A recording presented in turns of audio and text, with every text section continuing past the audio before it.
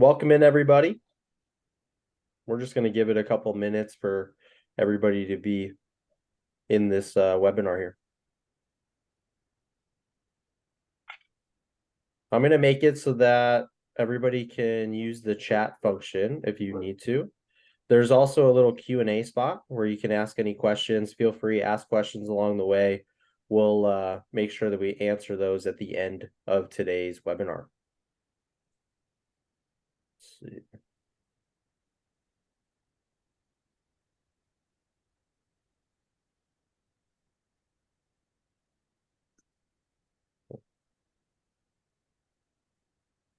All right, let's get started.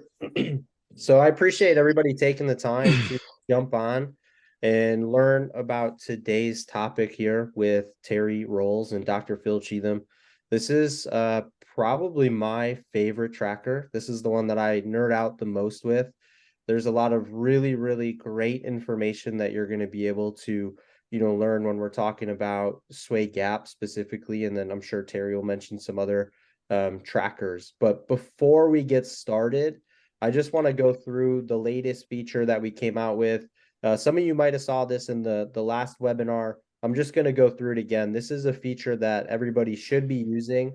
It is something that's going to make your life as a coach a lot easier. And honestly, it's an incredible tool for your guys' players. For your players to be able to get feedback on the range, letting them know if they're doing something right or wrong. I mean, that is invaluable. It's like they have a track man kind of with them, except obviously for the body with Sportsbox. So I have my app showed here. And if we're working with our students, we can assign them what we call a goal. So if we look at Richard here, I'm just going to go to his account since I just gave him a lesson recently, and we could go ahead and look at his goals. So we're seeing his current goal is we're working on him having more width and more hinge. Like I said, I just taught this one, so he only has 2 swings. And for those swings, he wasn't inside of that goal range yet. If I hit the view progress, it's going to be able to kind of plot this, and I'll show an example of that. And then we can see kind of where he is within that goal range. So we can see that he didn't have enough hinge at the top, and his trail elbow had just a little bit too much bend in it at the top for this width and hinge example.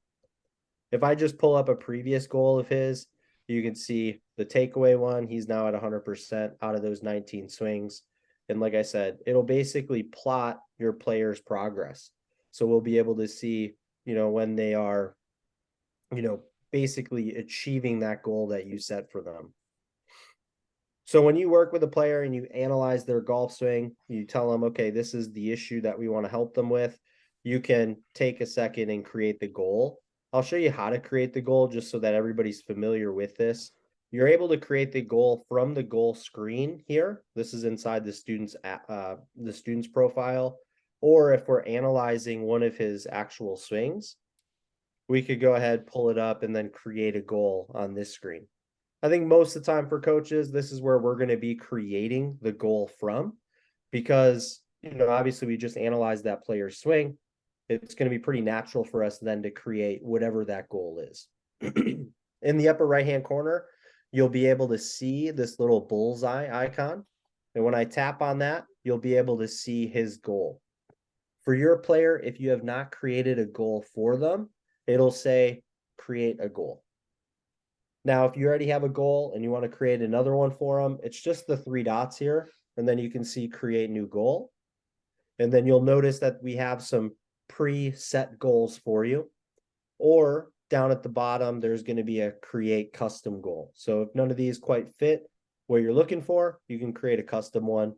If you do want to use one of ours, all you'll do is just hit the little down arrow. So maybe we want to do the shift to the lead side before top, somebody recentering. I could hit that down arrow, and then you'll notice that there's an assign here. You can also modify these ranges. So you can make this more difficult or easier for a player, or move them from one side of the range to the other side of the range if needed. So this is fully customizable. It will default to the PGA or LPGA tour to start. If you go to create a custom goal here, you'll be able to see the different trackers. You can select up to 3 of them. So maybe I wanted to do like mid-hand sway for width at the top, and then maybe I want to grab those lead and trail elbow flexion. From here, it'll ask you which position of the golf swing. So in this example, it would just be top of backswing. And then notice how that range is populating there. So you'll see that range populates. So it's not like you have to know these things off the top of your head, and then you can customize it. You can adjust it to what's going to fit that player in front of you. The best part about this then, once you have that goal created, it's going to start tracking everything. So all that progress that you're able to see from your player, you'll be able to access quickly. I always say it's the first time that us, the coach, can actually track progress without us having to spend more time on it. Because typically with the apps, how they work currently, we would have to go ahead and watch a bunch of different videos in order to be able to, see, okay, are they actually improving or are they not? Now we can just go to the goals area in their student profile, and then we can check out that progress score. You can see here with Richard, we just looked at one. So now there's 3 swings against that goal, and we can see he's at 48%. So already some improvement there for what we're seeing. So make sure that you're creating these goals. The goal feature is front and center on the student app. So I want to make sure that all the coaches are creating that goal because it's the first thing that they're going to see. We want you, the coach, to create it. That way, it's what you want your players to be doing. You don't want to just leave it up to the player to go ahead and start creating their own goals. You want them obviously on task of what you're asking. If anybody has any questions, if you want to see more about this goals feature, feel free, email me, ryanc@sportsbox.ai, and I'll jump on a call with you and kind of run you through this feature as we get going too. Now, I'm going to pass it off to Terry Rowles and Dr. Phil Cheetham. Terry doesn't need any introduction. He's obviously been on all the big lists. He works with numerous tour players, and he's a huge educator in the coach community. If you guys haven't had a chance to learn from Terry, he is very, very insightful, and I think everybody's going to really enjoy what he has to present on today. Dr. Phil Cheetham, he doesn't need any introduction at all. He is a legend in the 3D industry, so I'm going to pass it off to you guys. All right, thanks, Ryan. The format today is typical format. I'll start off with some theory and some definitions, and then I'll pass it on to Terry to give you the practical side of what we're talking about. And what we're talking about today, I guess I better share my screen. Hang on. Let's do my screen. Share screen 3. There we go. Too many screens. Okay, are we good? Can you see that okay? Yeah. All right, cool. Yeah, so we're talking about sway gap and swing direction. So obviously I'll give you definitions of what these are and how we use them, which Terry's really going to expand on. So let's get started. A few definitions to start with. And 6 degrees of freedom is always a good term to start with. You may well have heard of that. Sportsbox measures the chest and pelvis in 6 degrees of freedom. That simply means that we can measure position along 3 axes, sway, thrust, and lift, and we can measure rotation around those 3 axes, bend, side bend, and turn. So sway is the one we're going to talk mostly about today, and that's the side-to-side motion of the body. In this case, we're going to be talking about the pelvis and the chest. Thrust is forward, backward, towards and away from the ball. Lift is up and down. Rotations, bend is side bend and forward bend. The side bend is around an axis that goes through your body, and you're bending side to side. Forward and backward bend is around an axis that goes sideways through your body, and you're bending forward and back. Turn is around a vertical axis through each segment, and it's, you know, open or closed. Now these axes move with your body, so they're not like a camera view from the top. They're actually moving inside your body. So if you've got forward bend and you do turn, it's like we're looking down the spine. So sway, thrust, and lift are measured in inches or centimeters, and bend, side bend, and turn, since they're angles, are measured in degrees. So that's a good little intro to the motions and the directions of motion of the body. Now let's define the other term that we're talking about today, which is swing direction. So if we create a swing plane by using 3 points in the swing, we pick a point where the club head is at downswing club horizontal, impact, and follow through club horizontal. And the way you define a plane is by using 3 points. So you can see in the little diagram below, which I stole from the TrackMan website, cool little diagram, and it shows it very well. You lay a plane on those 3 points, and where that plane intersects with the ground, it forms a line. And so that line is going to be the swing direction line, and we measure it against the target direction. And so for a right-hander, if for a right-handed golfer, the terminology is it's pointing to the right, we call it the pull direction. If it's pointing to the left, I'm sorry, did I say that? Don't say my slide's wrong. Looks like it is. I've got them both around the wrong way. If it's moving to the right, then it's the push direction. And if it's moving to the left, then it's the pull direction. And you know what? I'm going to fix that right away so that it doesn't survive any longer. So to the right, it's called push. I think that should fix it. And then if it's pointing to the left, it should be called pull. Can't believe that one snuck through. Anyway, and the reason we prefer pull and push over left and right is that they are consistent with a left or a righty, a lefty and a righty. So we don't have to change our terminology if we've got a left-handed golfer or a right-handed golfer. In fact, it's the same pull or push for either of those two. Okay, so that's swing direction. Let's go ahead and talk about sway. You guys grab me if I make any mistakes again. So we want to make sure that we're as accurate as possible as we present, of course. So you've seen some of this before, but it's always good revision to go through it. Here's a graph of pelvis sway, and you can see that the graph goes to the away direction, which is negative, and then to the towards direction, which is positive.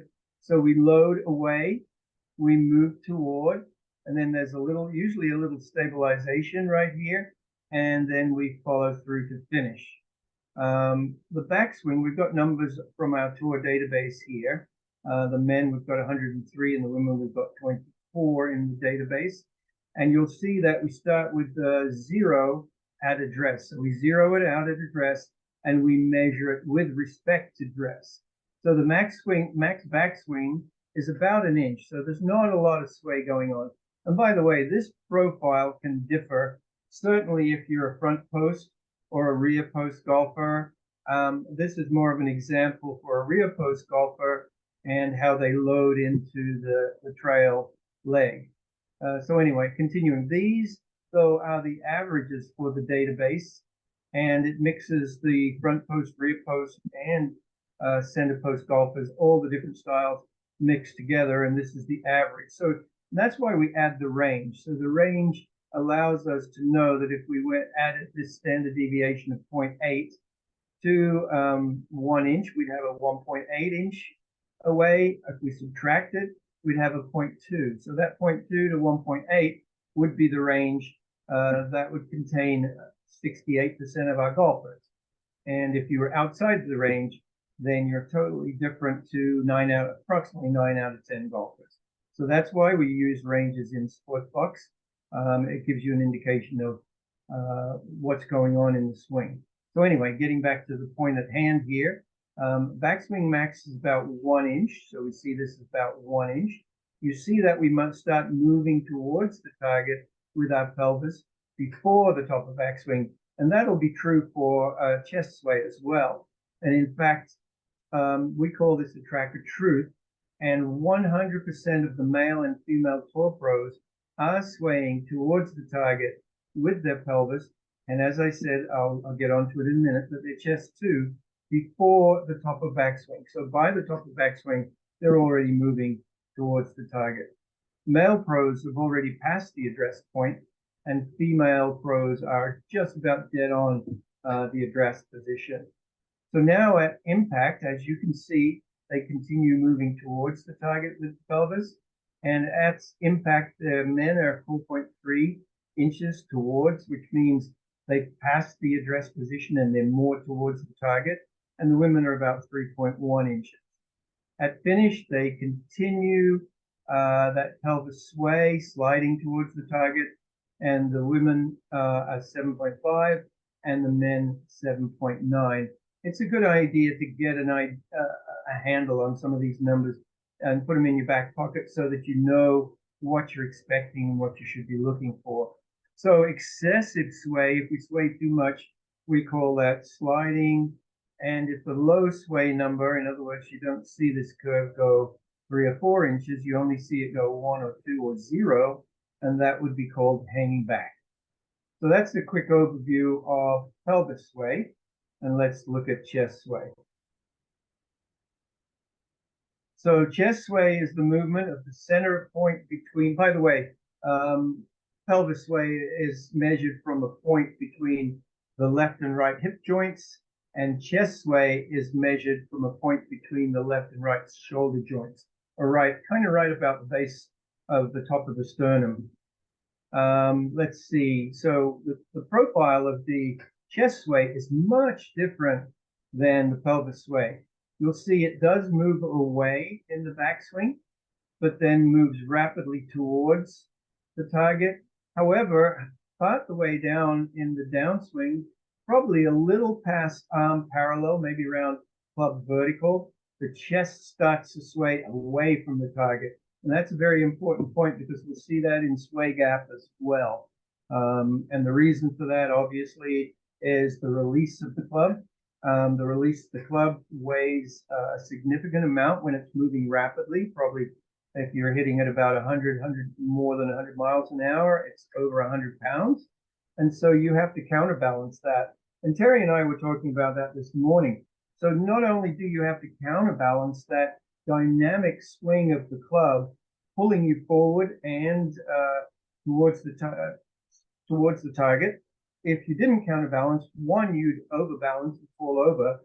But two, which is very interesting to me, you've actually got to aim that club so it contacts the ball in the center and in the direction that you wish it to go. So when you think about it, that's incredible dynamic stability that you've got to have during the golf swing to pull off a good golf swing. So quickly, some numbers here. You can see the men have swayed away in about 1.3 inches at maximum, women about 1.4 inches in the maximum of the backswing. At top of the backswing, they've actually started moving back towards the target. As you can see, now they're only 0.2 away from where they started at address, and the women are about 0.5 away. So at about downswing club horizontal, they've moved the downswing club horizontal. The men have moved towards. So that's this little bump up here. So the body moves towards, but then it's going to move back away. So now you can see at impact, it's moved back away to 0.1 for the men and 0.9 for the women. So these numbers show that little bump that's occurring there. And like I said, when we talk about sway gap, we'll see this even more exaggerated. And so finish, we get to about 6.3 inches and 6.4. They're very similar for the men and the women. So this swaying away helps increase the club head speed and helps you maintain balance. Okay, So that's chest sway and pelvis sway. Let's take a quick look at sway gap, or actually probably a longer look, because this is the point that we're talking about today, and Terry's going to spend quite a bit of time giving you some demonstrations and some examples of sway gap. Now, there's a bunch of numbers here that we're going to look at, but what I want you to really see is the trend. And so at address, the sway gap, which in definition is the horizontal distance between the pelvis sway position and the chest sway position. So if you drop a line from the pelvis, and by the way, Sportsbox can do this, so you can get a nice visual of the sway gap. So if you drop a line from the pelvis, the middle of the pelvis, and the chest line from the middle of the shoulders, you can see those two lines, and you can see the gap, the horizontal gap between them. That's the sway gap. And that distance is kind of, I don't know what's the right word. It kind of shows you how much tilt of the torso is going on. Larger sway gap, larger tilt. Smaller sway gap, smaller tilt. So that sway gap at address is about 1.5 inches typically for both men and women, very close. The backswing, the sway gap maxes at about 2.5 for the men and 1.8 for the women. But notice also at the top, just like we saw with pelvis sway and chest sway, it's already moving back, or in this case, it's getting smaller. So the differential between the horizontal differential between the chest and the pelvis is reducing as they move into the top of backswing. However, then as we start in the downswing, we see that it increases. And around about, it's not shown here in this table, but around about a little bit below arm parallel, maybe club vertical, is when it reaches the maximum, and then at impact, or should I say not reaches the maximum, but starts to diverge. That's when the chest starts to move away from the target, and that's when the sway gap increases rapidly. And so you can see an impact is about 6.4 for the men and 5.6 for the women. And it increases and reaches its maximum at follow through around about club horizontal, 9.2 for the men, 8.1 for the women. And finally finish, as you stand up, it slightly reduces and it's about 4.5 to 3.7. So one of the major points that we're going to talk about, and Terry's going to emphasize, is that it does correlate with shot direction. So the more sway gap away at the top correlates to a push swing direction, and vice versa. So we've got one more slide here, and then I'll pass it over to Terry. This is just an example of an avatar captured at several different locations in the swing. And the emphasis here is that you can see the sway gap using the blue and the yellow line. And the distance of those two lines apart gives you an increasing, well, gives you a nice indication of what the sway gap value is. So not only can you scroll through Sportsbox and look at the sway gap number, but you can see the visual of what's going on as well. So you can see it's relatively small at address, then near the top of backswing, it gets larger. Then it decreases a little bit as the golfer moves towards the target with both chest and pelvis. And then down at impact, it reaches a much larger value. So that's a bit of an overview. And now I'm going to pass it on to Terry so that he can work through some really good examples of how he uses sway gap to predict, not only predict shot direction, but also help the golfer improve in that respect. So I will stop sharing my screen, and Terry, I'll hand it over to you. Thank you, Dr. Phil. Enjoyed that. Always learn something. So we are stating that sway gap away contributes to swing direction to the right, and that sway gap towards is going to contribute to swing direction to the left. Now, single variable attribution to something like swing direction is a pretty strong commitment. The reality is that there are always there's always more than one thing that is actually contributing. But in terms of a hierarchy of things that contribute to swing direction, aim probably is the biggest and most directly responsible. I think sway gap is second, and then attack angle to a lesser degree.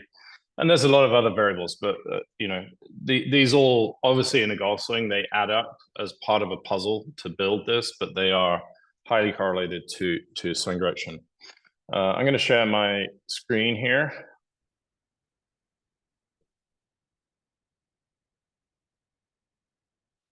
And see if I do this properly. Wow. So in order to understand, the context of swing direction, we're going to look at why the ball does what it does.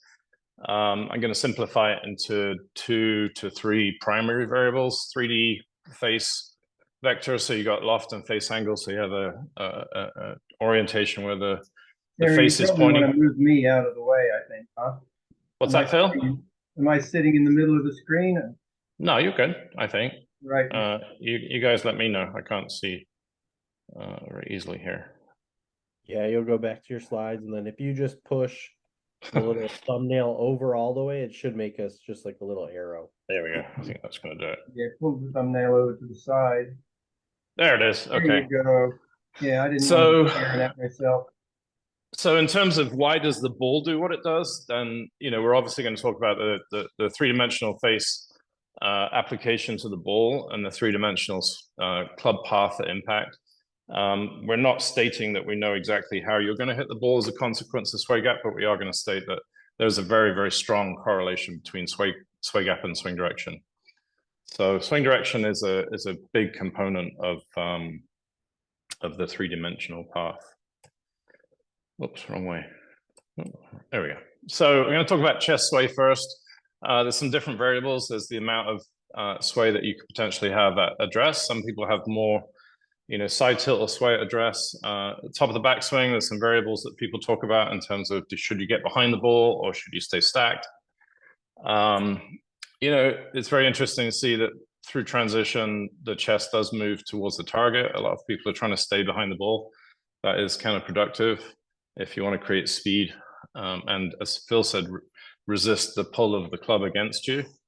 That's probably going to lead to overextension and early opening of the body. And then eventually we move back towards the target and finish over on our left side. Here's some examples of I would call a T versus a K. So a T would be somebody who's more level at address. A K is more of a classic sort of, I guess it's a reverse K. So we can see the numerical differences between Stewart Cink and Rory McIlroy. Take a look at their trail hands. I'm going to be talking about a big influence on the upper body sway, which is the trail hand grip. Top of the backswing, as I mentioned, historically golf instruction has jumped around. Everybody should stay stacked, everybody should be centered, everybody should get behind the ball for more power. But the reality is when we look at the data, there's a spread, and the average of all of them is not the answer, as is one side or the other. Trying to understand why these are different is obviously going to be important, but the fact that there are major champions on both sides of the spectrum should give us an indication that we need to accommodate different styles into our methodology. Chest sway, again, some teaching differences. We can see here Scott Scheffler on the left. A positive number is towards the target. He's closer to the target than where he started versus Stewart Cink. Should we stay behind it or cover it? Two different teaching options up until now. The reality is we all need to move towards the target and then move away. Even Stewart Cink, who'll have more away from the target, has moved towards the target from where he started. So impact, we can see that they are both slightly forward of where they started. But if we remember the graph from Phil, we know that they're actually in the process of moving further from the target at this point. So pelvis sway is interesting. These two pictures are really important. This is Sanjay Im on the left. Obviously, you can see his tempo there is a little different, but that's really just a little bit of noise. So he's moved 3 inches to the trail side, and these pictures are taken at the point when they have moved the maximum amount to the trail side. So we can see that not only has Sanjay Im moved further to the trail side, he's also moved to the trail side for a longer period of time. And Tony, I'm using these two as examples of 2 ends of the spectrum. Tony Finau has moved 1.4 inches to the trail side, and his pelvis is now going to move towards the target. This is Rory. So talking about sway gap here. So obviously the gap between the two of them we're going to call sway gap. We can see Rory address again more of a T setup, so a very small upper body to the trail side of his lower body example. Top of the backswing, that gap hasn't really changed. So he's sort of stayed stacked over his pelvis in a similar fashion to where he was at address. And then, like with all great players, his sway gap has increased through impact.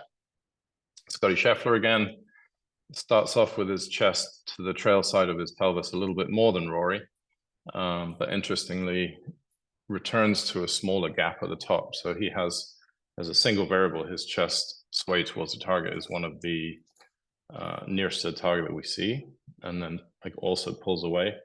And we can understand potentially, if we understand how heavy the club gets as it moves away from us and increases in mass, the pulling back on the club that is happening, we can understand maybe some of the foot movement that we see from Scotty is probably involved in that process. Stuart Sink again is a really good example. Starts off more behind the ball at the top of the backswing, again, kind of similar to where he started, and through impact is pulling back. So we can see some graphical versions of this. I think what I'll do is I'll actually stand up here and give some examples. Most people tend to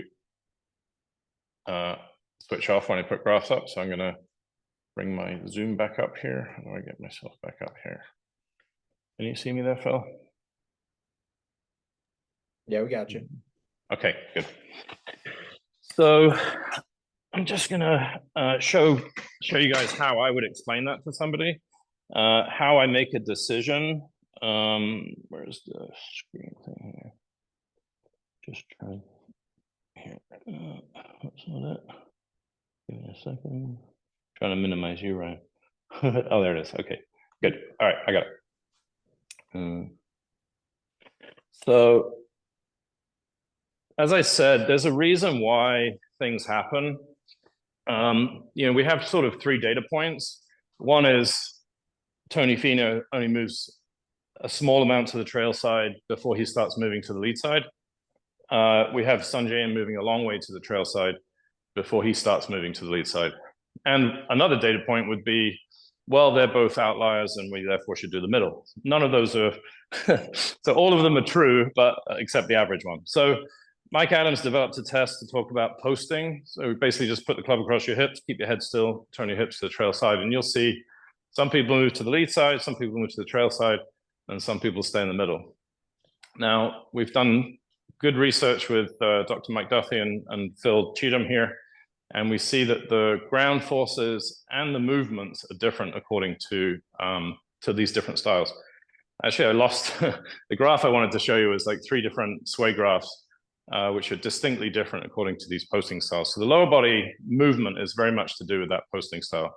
The upper body movement is also not quite, but almost as predictable as the lower body action. So if we can predict what your style should be or is before we see it, then that's a pretty strong argument that it's true.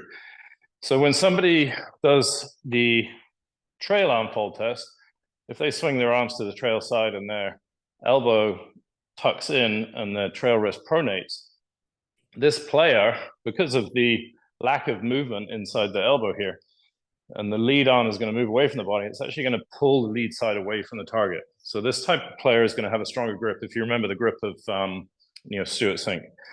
Someone like me or Rory, sort of the same batch, as I swing my arms, my trail elbow is pulling in behind me. So this is called trail shoulder extension. I actually have these kind of players have very little supination, versus this style has a lot of supination. I might have got that wrong. But this style, because their elbow's pulling in, they're going to stay a lot more centered with their upper body. And so we can combine those styles, and we'll see that when I look back at the graphs. So just to say, it's predictable, which of those chest sways and which of those pelvis sways we should look for, and then obviously that gap. And then, yes, as you might imagine, the relationship between those two different styles contributes to a swing direction, either to the push side or to the right side for a right-hander, or to the left side.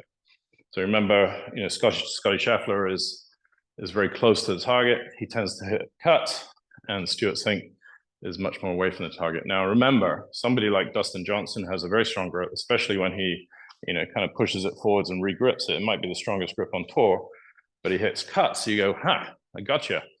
He's got a strong grip and he's behind the ball, but he hits cuts. But remember, there's not a single variable that is affecting path.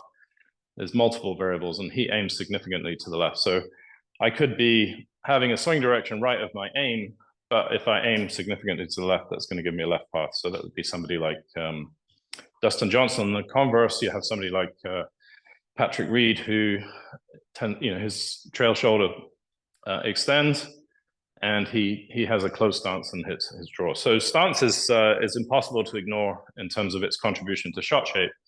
But what we're talking about here is swing direction relative to the person's body.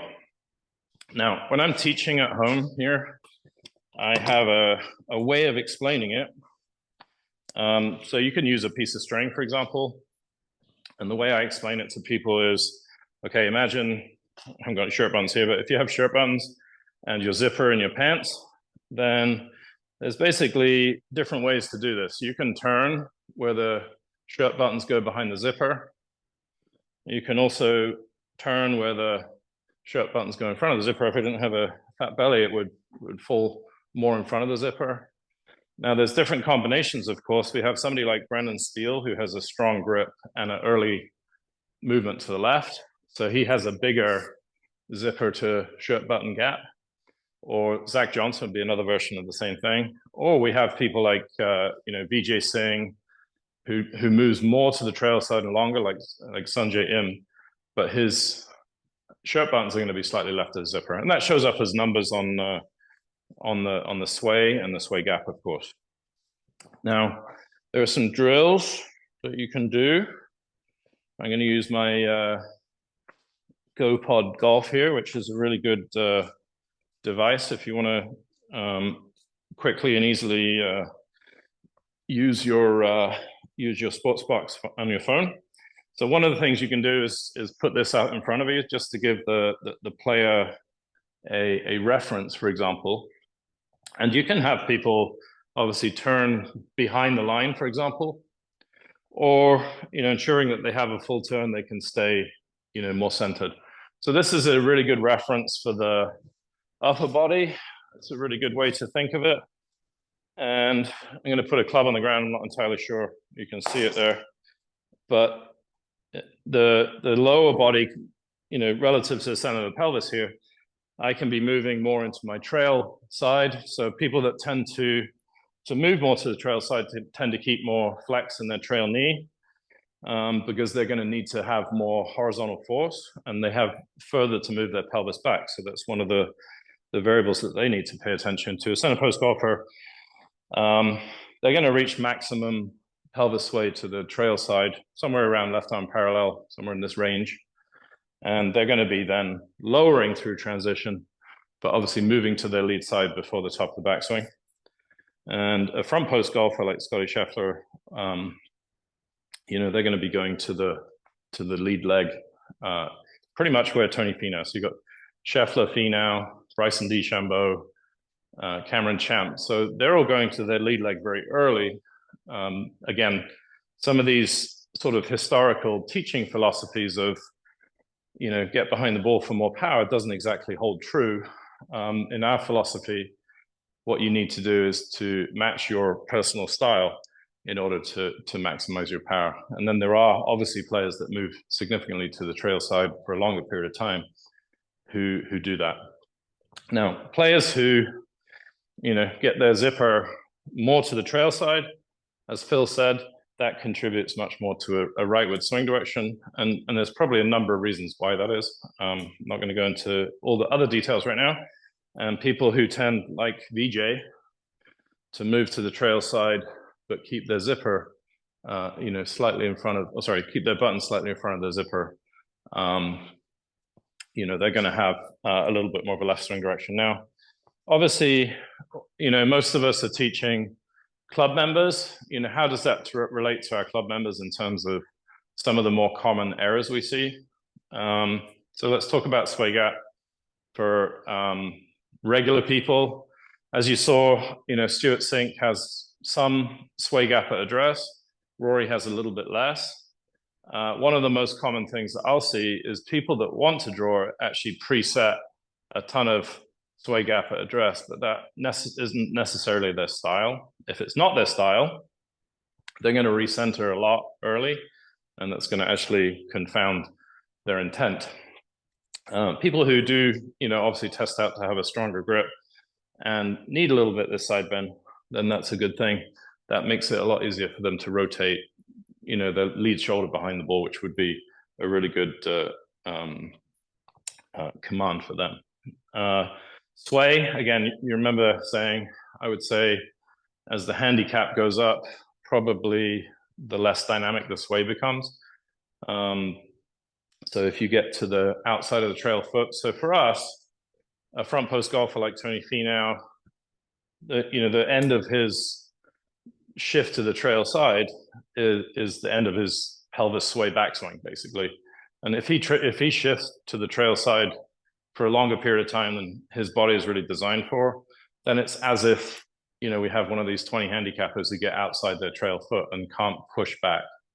That push back is going to be very important for getting the pelvis ahead of the upper body sway gap, which is going to contribute to the swing direction. So a lot of bad golfers will move to the trail side, maybe excessively, and then they'll stay there and open up. So they actually have a very small swing gap, which is going to contribute to the left swing direction, but they're going to open up and have, this is sort of the classic slicer pattern.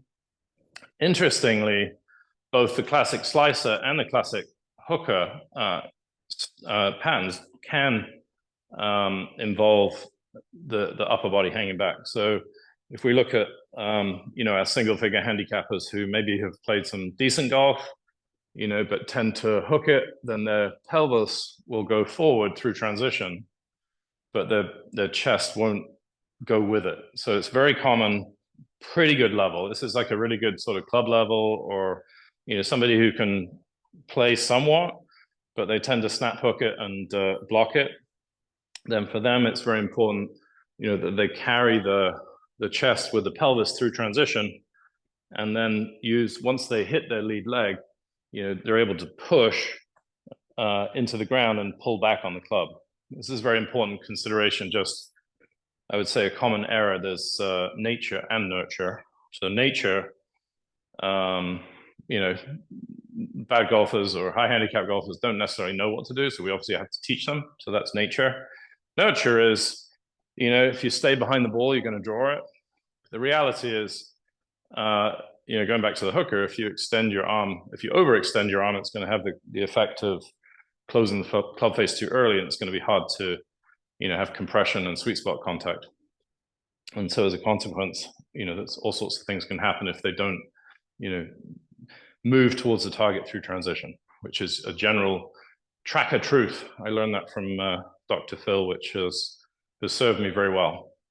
So there's some of the common errors. Ryan, what do you see in terms of common errors with sway while I get back in here and turn on my Sportsbox? Yeah, I think that was really good. For me, I look at sway gap in transition quite a bit. Something that's always fascinated me is, why is it that a tour player can do what they do, and why is it that the club member isn't able to execute the same thing? And I use John Rahm as a really good example. So if we could all picture John Rahm's swing, obviously not a ton of rotation, in his swing. His sway gap at the top is roughly going to be -3 inches. So his chest is 3 inches behind the pelvis. And a lot of players that I see that have that, they're either going to come, over the top and hit that big banana slice. And that's when the chest is going to be going swaying in front of the pelvis on the way down. So you'd see them kind of lunging forward. Or they would do kind of what the better player learns to do, like Terry said, where obviously the pelvis is going to go sliding forward, but now all of a sudden that path is going to be too far inside and they're going to have low point issues. They're going to hit pushes, hooks off of that.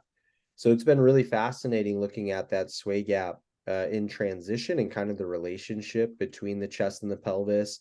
And, kind of, okay, is this a player that is moving properly and I can kind of keep the sway gap at the top, or is this something that maybe I would need to change? I think if I look back at previous lessons and with all levels of players, good players and maybe not as good of players, I probably changed some people in their swing with their sway gap when I didn't need to, but because I didn't like the way it looked, for example, I changed it. And now looking back, it's like, maybe I probably could have just kept it the way it was and kind of coached around that a little bit better. A reverse pivot, anybody that has like a positive sway gap at the top, again, they're going to also move in a very specific manner. What I've noticed with players, and this isn't any scientific research, but out of good players, tour players that I've been able to look at their swings and help with, I've noticed those with the reverse pivot at the top of their backswing, so they have that positive sway gap, they're going to have more chest and pelvis sway in the downswing. So you're going to see usually a lot of chest sway, maybe 4 or 5 inches at times, a lot of pelvis sway in their swing. And then if you think of the club member, for example, well, they're probably going to have a reverse pivot. Pelvis is going to slide in front too much. Chest is going to hang back a little bit. And now they're hitting that big push, big hook, or the chest just stays in front of the pelvis. The pelvis never got back in front, and that's the person that's going to hit a slice. So to me, the sway gap has been, eye-opening and fascinating on just understanding some more matchups in the golf swing and making good decisions on, okay, is this something that I really need to change for a player? Or do I not need to change it? And I think that's really helped my coaching. So it's something I always encourage coaches to look at. Cool. So that's so I think I had a couple of comments there sort of rushing through. I think the thought that there is one good method, there's one good sway number for each segment and there's a good sway gap for everybody is not true. The theory of stay behind it, get behind it, stay centered, cover it. It's all really good information for the right person, and that's really the summary of sort of my experience and what obviously Mike Adams and I continue to teach and research. I'm going to put up some Sportsbox here. Let's see, so we can see some of those movements in action. Let's see how I got Scotty Scheffler here, for example.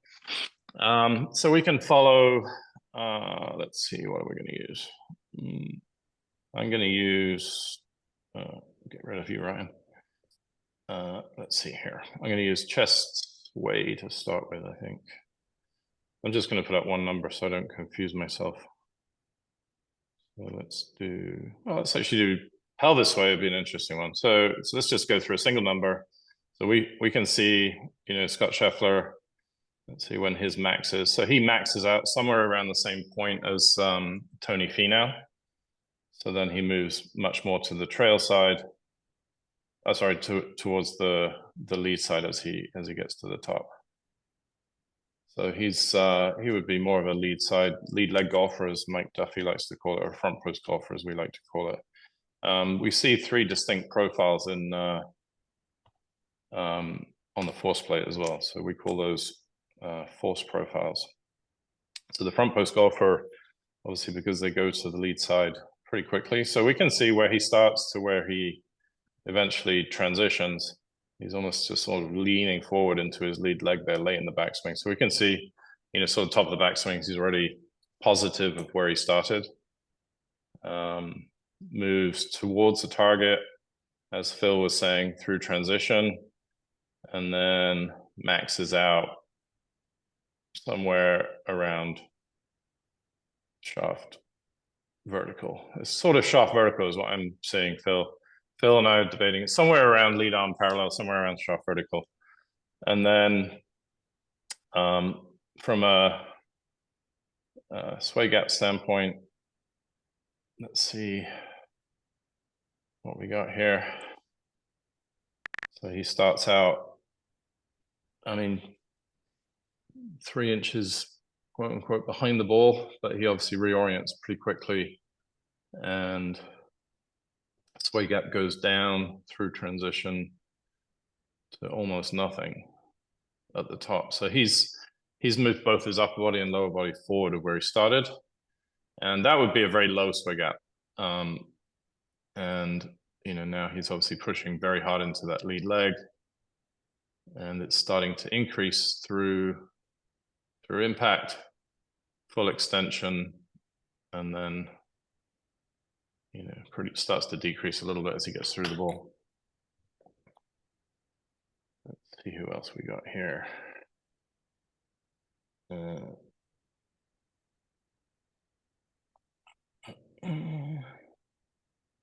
Max Homer.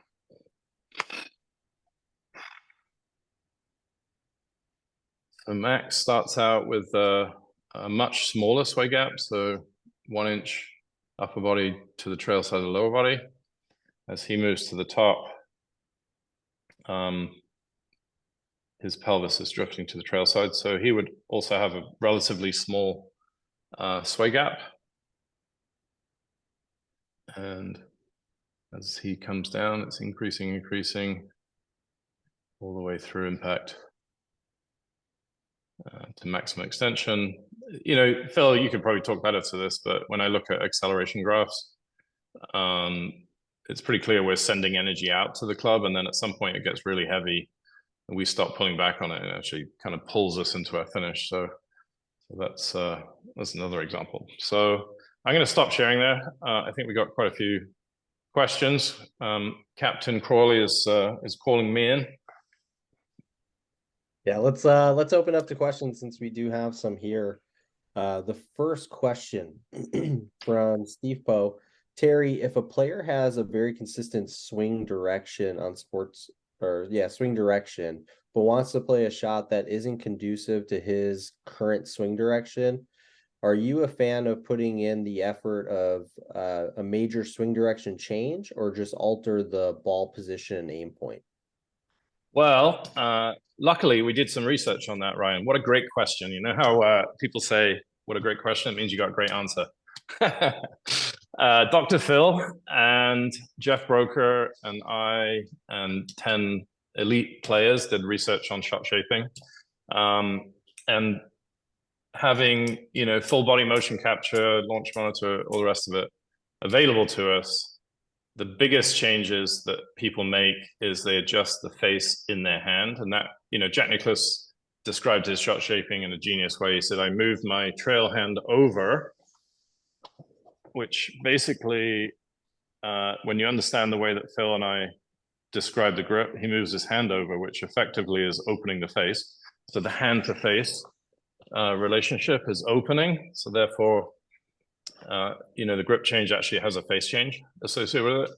And he said, and I close my face for draws, right? So that's one variable. So you have to have a face change to create curve, and you have to have a path change. And so the net of, a whole day of studying this and, multiple days looking at the data was that very old school, you have to change the face and you have to change your aim. And so, for example, if somebody is an under golfer and they tend to have a swing direction to the right, like Dustin Johnson, they are going to have to aim. Their swing direction is always going to go right of their body alignments relative to a neutral golfer. So they're going to have to aim more to the left and respect their swing direction right of their aim, more so than when they hit a draw, because their swing direction is already slightly to the right. It might be that they have to stand slightly open, hit it straight, like Lee Trevino. And vice versa for somebody who is tending to swing left of their body aim, they are going to have to close their body lines more for a draw than they do for a fade. But it is really important to have some form of face adjustment rather than making significant swing changes, in my opinion. It's a really, really easy system, and it's sort of old school, but it's true. Awesome. All right, let's see. This one would be an interesting one. Would a smaller sway gap improve potential speed?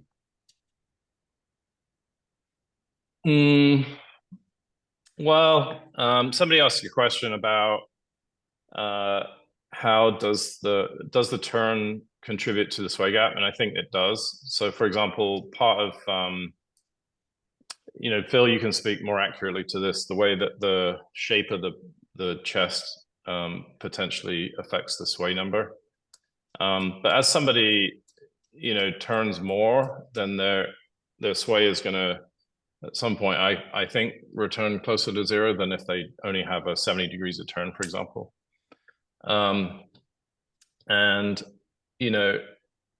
so the answer is if they respect their style, because for us, both in terms of the sway number is a very important part of the ground reaction force profiles and the posting test, and the grip association to the sway in the backswing of the chest is tremendously important.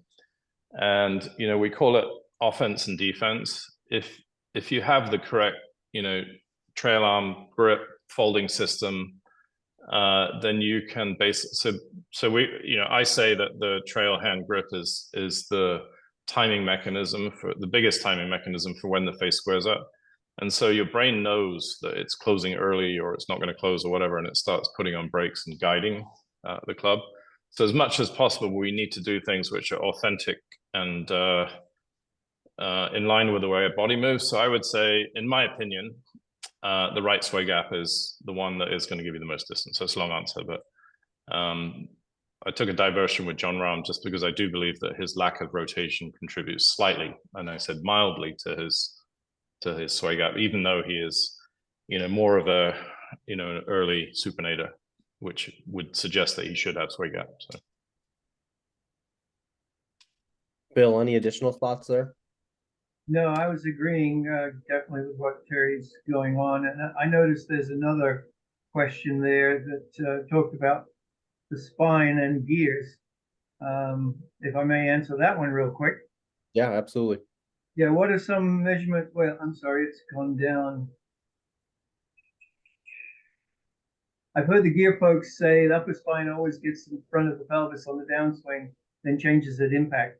Yeah, that was something I showed in my chest sway graph, is you actually see the chest, or that equates to the upper spine, the thorax, we would call it.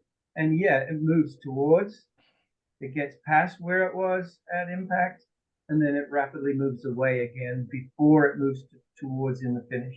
So there's that little hump that I showed you in the graph on the downswing. So I hope that answers that question. So back to you, Ryan. Cool. All right, let's see. I had one there, Ryan. It's you touched on it, where the sway gap actually gets too small through transition. So potentially somebody's rolled out, on the outside of their trail foot, and they can't push their pelvis, back towards the target. But I don't know, they grip it like an axe murderer, and they really want to hit down on the ball. Then their sway gap is actually going to be towards the target through transition, and that's going to be a tremendous down and left sort of swing direction attack angle. So yeah, that's real. Mm-hmm. Cool. All right, let's see. Is there ever a scenario where a sway gap is very large from P5 to P6? The swing direction though being steep and left still. Let me think about that one for a second. So sway doesn't represent hand path depth, right? So I don't know, there could be any number of variations. The reason why I'm a fan of doing testing with real golfers is because the constraint of hitting a real golf shot makes the variables really useful in terms of what do you need to do to hit a golf shot.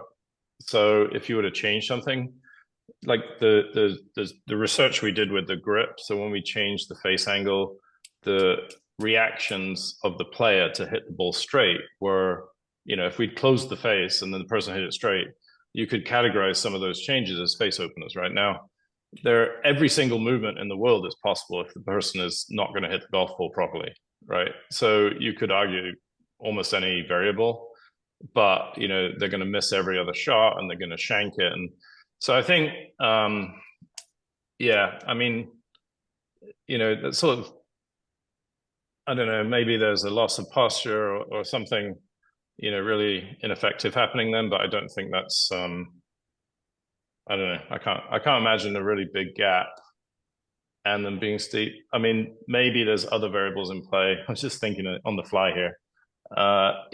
Rotation is a tremendous swing direction variable, right, Phil? Separation in segments, range of motion, and that could be conscious. Like, so people could potentially just grip it so hard that their wrists are locked and they don't have any, sequencing from the arms to the club or from the body to their arms. So, there's the physical restraint or constraint of, lack of movement quality.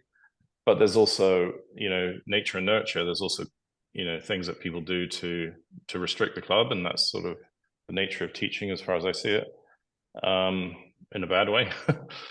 So I think, if there's like a lot of stiffness, they're probably not very good. Then maybe there's a lot of maybes in there, but it's not something I see that often in a person that can, play sort of weekend golf or better.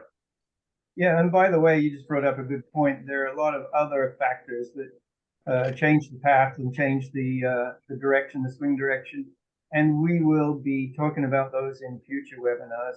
We're doing a lot of research. We've got some wonderful data, as Terry mentioned. We've studied some elite golfers.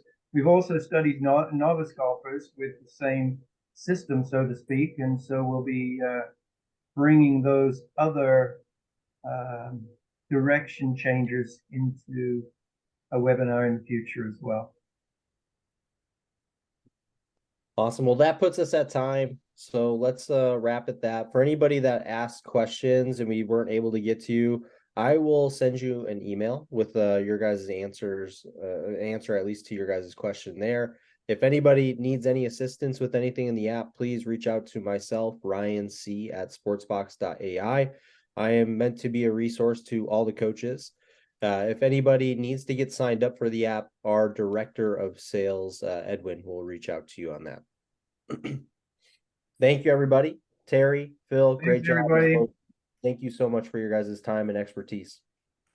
Bye. See you guys. Bye-bye.